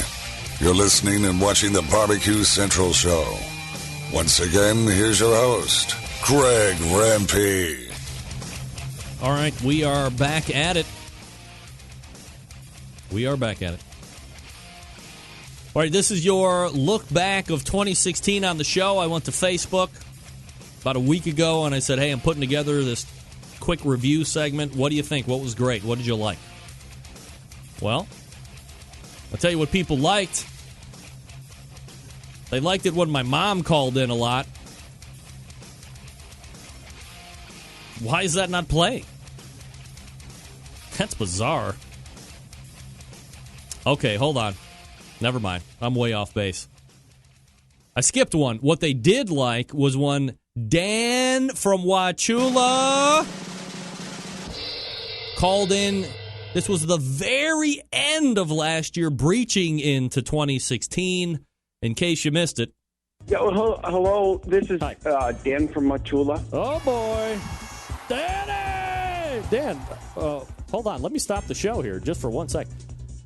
Okay. Folks, for the people that are listening here, you are in for a treat. One of the most infamous callers of the show, Dan from Wachula, has made it back in. No picture, to play the game, Dan? No picture. Sure, but geez, you made my cheeks all red. All right, Dan. Dan. Do you know how the game is played? Of course I know how the game is played. All right. I mean, the game we're playing... I listen every Tuesday. Okay, so I'm going to ask you questions, words that a freshman may or may not be able to say. So here we go. Let's go to word number 1, Dan. Okay. Do you think a freshman in high school, Dan, can say federal, like federal government or federal agent? Federal, like federal cat or federal... Right, like federal. Yes, I think a freshman could say federal. He said federal cat. You know, after years of hearing this, I believe he meant to say feral cat.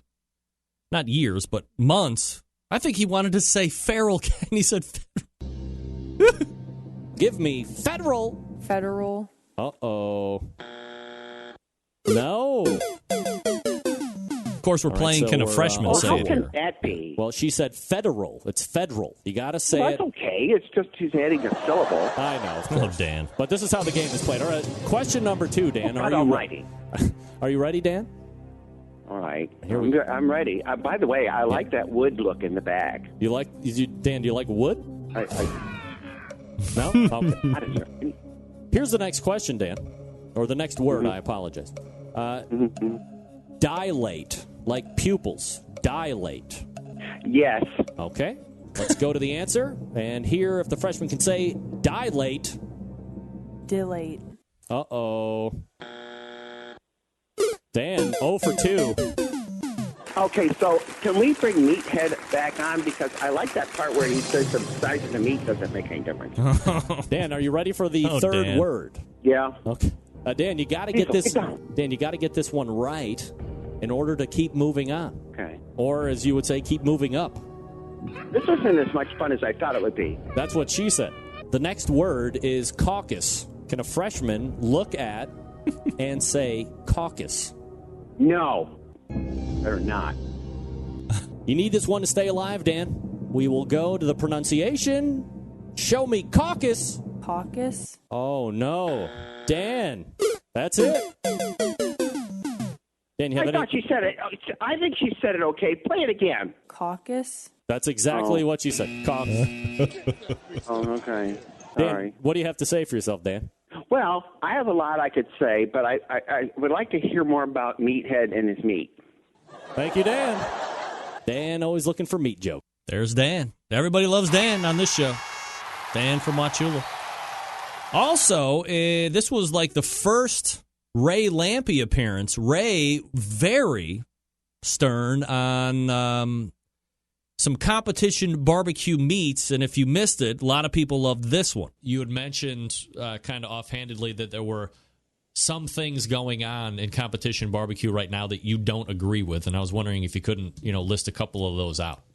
Yeah, I'd be happy to. I had the pleasure of judging the Jack this year, the American Royal Invitational. I've been out there and judged some of the top food in the country this year. It's so similar, but I just hate that everybody's doing the exact same thing. Nobody uses straight blues hog anymore, and I know there's a bunch of knockoff blues hogs, but the stuff's exceedingly sweet. I mean, some of it was just ridiculous. And the pork, I mean, what is going on with that? What the hell is all those different pieces of the pork butt? That's ridiculous. It all kind of tastes and feels the same. There's no barbecue joint on the planet where you would get that. I actually said that to Darren Worth one day, and he said, no, that's not true. We serve money muscle, but they roast it, serve it with gravy and mashed potatoes. To me, it barely qualifies as barbecue. Maybe it doesn't. Why don't you just put some pork in the box? How does that make it better? And then the chicken. The chicken's just ridiculous. I'm sorry. I was sitting with Byron, Bad Byron, a couple months ago, having a couple beers, and we were talking about it. Like, if you take some chicken and put it in a pan full of margarine and cook it in your barbecue pit and then put a bunch of sweet goopy sauce on it and it actually goes on the grill for 10 minutes, is that even barbecue? And I contend it may not be. I would say no if I was forced to make a decision on that. And I've been around a long time. You know, I know it sounds bitter. I feel like I'm becoming Paul Kirk some days. I'm just a angry old prick, but I really don't feel that way. You know, I won 2 barbecue contests in 2011. It's not that long ago. It's just a shame that it has somehow evolved to that, because there's no rule that says you have to turn in thighs with mushy skin. There's a whole lot of judges that will talk about the bite through skin. Fuck that. It's chicken. Oh. When I put chicken on my smoker, sometimes the chicken's crispy, sometimes it's rubbery. So what? That's what smoked chicken is like. It's not mushy. Wow, Ray Lampe was shot out of a cannon with that one. There's Ray Lampe. Everybody loves that. Way to go, Ray. All right, also making the list, first timer to the show back in June was Jess Pryles, the hardcore carnivore, native Australian. I went out of my way right at the top to welcome her to the show the only way I knew how, which many people thought was great, which was the horrible Italian accent. If you missed that, that's what this sounded like. Jess Pryles. G'day, Jess. G'day, Greg. Was that awesome or what? That was spot on. I felt like I was home. Yeah, that's a lie, by the way. That was really bad. And you could tell I caught her like right off guard. I was like, yeah, g'day, Jason. She's like, whoa. Dumb American. Doing that thing that Americans do. Making bad Australian jokes. That's a lovely accent you have. New Jersey? Austria. Well then. Anyway, you know what I'm going about. Also, in 2016, I had the brainchild of brainchilds, which was doing a barbecue radio reality TV show, which panned out about 0. It didn't happen. I wanted it to, boy, did I ever.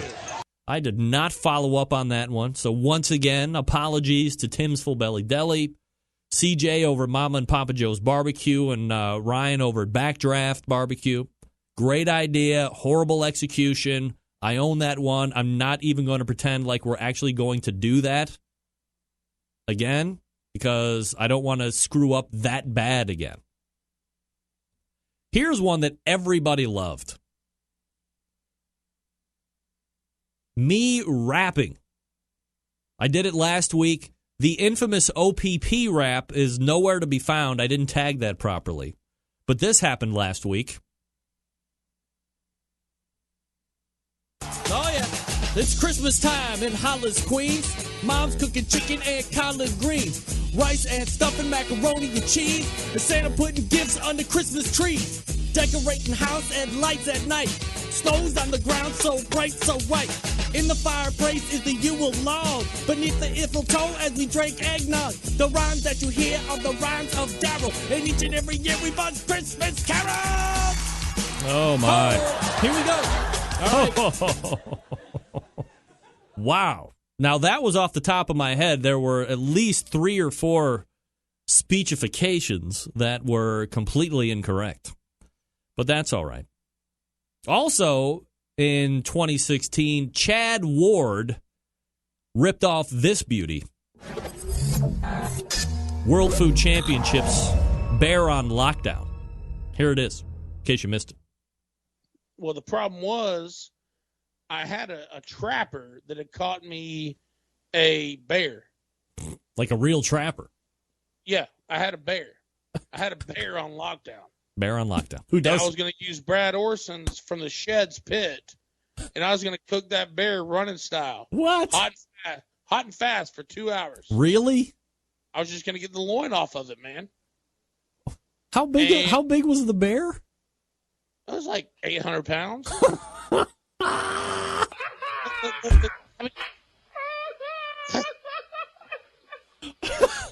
What? Look, the trapper already had it field dressed. Brad had already said I could use his hot.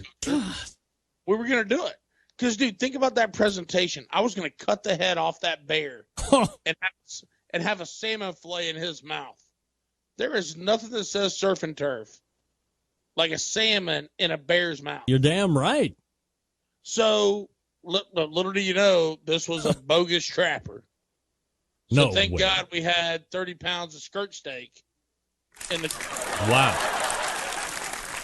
Bogus bear trapper.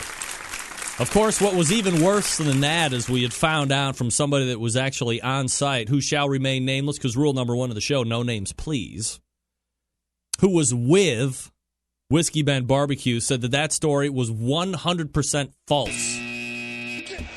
However, still one of the best stories of 2016. We'll probably pull that one for years to come. People really seem to enjoy my parents calling. I never, ever, ever had caviar growing up. What are you talking about, Mr. Man? Mom, is this you? Of course, it's me. Now, what are you talking about? We used to have caviar 4 times a week. You remember we would have it when your father was out on business because he didn't like it. What are you talking about? I love the caviar. Also, you would recall cream-dried beef on toast. I don't like that. I'm glad I wasn't there for that. And hamburger helper mac and cheese. You and your twin brother, you used to love it. He's got a twin brother. What? And eat it. Don't you tell these people that you don't eat caviar. You are not telling the truth. You're lying. Now stop it. Now, that was from when Steven Reichlin was kind of busting my balls about not having ever had caviar. And then it continued at the top of the second hour. Listen here. Don't. You need to give the people what they want. I'm happy to call in and sit in with you and help your show out. I mean, come on. You're doing this 8 years, son, and you're still in your basement. I don't want to give you tough love in front of your friends, but, you know, you're not on the real radio. You're in your basement, whether you finished it or not. I mean, what are we doing over here? You spend all that money. You spend your father's money on that college, and where are you? In your basement talking to people. Come on, shake yourself. Get yourself out there and go to work, sir. Go to work. That's all. Also, my mom called in on this one. You like this, probably. Greg, this is your mother calling. What's wrong with you? Get with the times, mister. You know damn well me and your father also have Snapchat. He's got it on his phone. I got it on my phone. And I'm not even going to tell you what pictures we're sending and videos we're sending of each other to each other. Remember, your father's still on the road, if you know what I mean. Snapchat can be an integral part, so don't snappy snap on the Snapchat, mister. I mean, forget about it. Don't snappy snap on the Snapchat. That's what Mom said. Hey, Moms know great. Moms know everything. All right. I told you I was going to knock it out of the park here tonight. I'm going to tag it, but we're going big time to close out the show. Everybody loves when I rap, and I've prepared something special for you. Here we go. Come on, man. And with the local DBC news, LL Cool J with a triumphant comeback. But tonight... Don't call it a comeback! I've been here for years, I'm racking my peers, putting suckers in fear. Listen to rhymes, make down like a monsoon. Listen Listen to the bass go boom, explosion. Overpowering, over the competition, I'm towering. Record shop, when I drop these lyrics that'll make you call the cops. Don't you dare stare, you better move. Don't ever compare me to the rest of the all get sliced and diced. Competition paying the price. I'm gonna knock you out. Mama said knock you out. I'm gonna knock you out. Mama said knock you out. I'm gonna knock you out. Mama said knock you out. I'm gonna knock you out. Mama said knock you out. Don't you call this a regular jam. I'm gonna rock this land. I'm gonna take this city bitty world by storm. And I'm just getting warm. Just like Muhammad Ali, they called him Cassius. Watch me bash this beat like a skull that you know I had beef with. But why do you mess with me, the maniac psycho? And when I pull out my jammy, get ready, cause it might go blow. How you like me now? The river will not allow you to get with Mr. Smith, don't griff. Listen to my gear shift. I'm blasting, outlasting, kinda like Shaft, so you can say I'm shafted. Old English filled my mind, and I came up with a funky rhyme. I'm gonna knock you out. Yeah, I did it, ladies and gentlemen. One for the ages. I just blew my voice out. Oh, my God. All right. Gang, if you are like me, constantly trying to figure out ways to step up the barbecue and grilling game, no better or easier way than by adding a little Butcher Barbecue to your arsenal. Look, here I am. All of the products. Fabulous. If I could just tell you, go to Butcher Barbecue, buy all of the products, and you're not going to be disappointed, I would say that. In fact, I just said it. Do that. Go to butcherbbq.com. Check out the sauce. Check out the rubs. Check out the injections, the merit, all the good stuff. Check it out. Buy it, then love it, then reorder and repeat. Okay? This is what I'm telling you. 2016, in my book, the year of the standardization and globalization of Butcher Barbecue grilling oils. This is a product that I have found to use in my everyday life now. I love the rubs. Everybody knows I love the sauce, no doubt about it. But if you're looking for a new, unique product to take it to the next level, here you go. Here you go. The grilling oils, 3 different flavors. Butter, steakhouse, chipotle. Okay? If you can't find a flavor that knocks your socks off, you're not trying hard enough. How about this? Have a crappy commercially made injection that you're going to throw away? Don't. Go to butcherbbq.com and click on the trade-in link. Print that label off. Send Dave what you have left. He'll weigh it, and then in return, he'll give you some of his products. Huh. Keeping his customers happy and his competition's customers happy. Had to think about that one. He confused me a little bit. Head on over to butcherbbq.com. That's butcherbbq.com. We're back right after this. Stick around. Be right back.